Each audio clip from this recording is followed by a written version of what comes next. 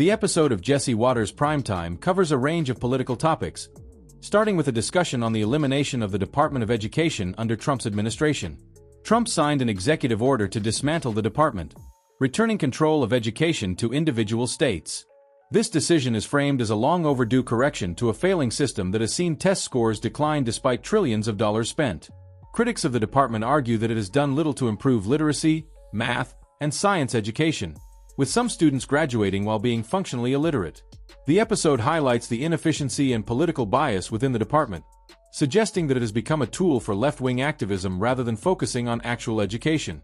The conversation shifts to how teachers' unions have manipulated education policy for financial and political gain. The unions, according to the show, used COVID-19 as an excuse to keep schools closed while benefiting from government funding. They allegedly pushed for remote learning not out of concern for safety, but to maintain control and financial power.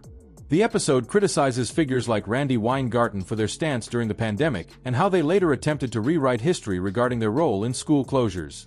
The show also discusses how progressive ideology has infiltrated schools, leading to incidents where parents were arrested for opposing critical race theory, CRT, and gender policies. It is claimed that certain schools partnered with organizations like Planned Parenthood to introduce content without parental consent. Additionally, violence in schools has increased, with students getting attacked in bathrooms and school board meetings turning into battlegrounds over ideological disputes. The federal government, rather than addressing these issues, allegedly focused on silencing concerned parents. The discussion then moves to the broader issue of student debt and higher education. It is argued that the Department of Education has fueled the student loan crisis by subsidizing universities that charge exorbitant tuition for worthless degrees. The episode highlights a case where a man accumulated over $250,000 in student debt without making payments, only for Biden's administration to forgive the debt. Critics argue that this policy benefits irresponsible borrowers while punishing taxpayers. Trump's plan to eliminate the Department of Education also includes measures to privatize student loans, ensuring universities take responsibility for their financial decisions instead of relying on government bailouts. Attention then turns to the so-called Tesla takedown, an organized effort by left-wing activists to target Tesla showrooms and charging stations.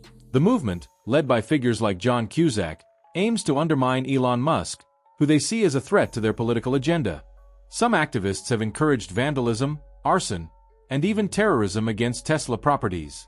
The episode reports on a series of Tesla-related arson cases, where Molotov cocktails were used to destroy vehicles.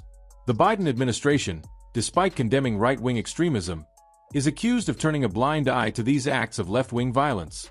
The show also covers the broader political landscape, including the Democrats' struggles to find a strong leader.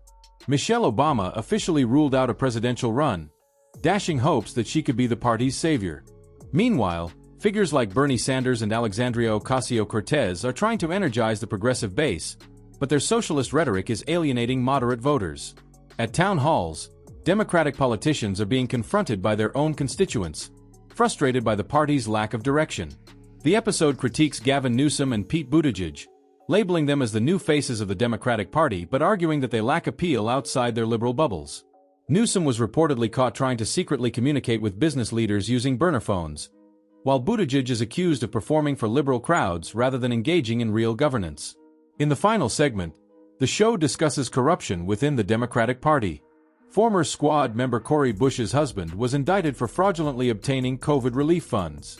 He later received over six figures in campaign money as Bush's private security guard, raising questions about ethics and potential misuse of funds. This case is presented as part of a broader pattern of financial misconduct within left-wing circles. The episode paints a picture of a deeply divided political landscape where conservatives are fighting against what they see as leftist overreach, corruption, and hypocrisy. The show positions Trump as a decisive leader taking on entrenched bureaucracy, while Democrats are portrayed as struggling to maintain unity and credibility. The overarching theme is that liberal policies have led to economic waste, failing institutions, and increased political violence, while conservatives are pushing back against these trends.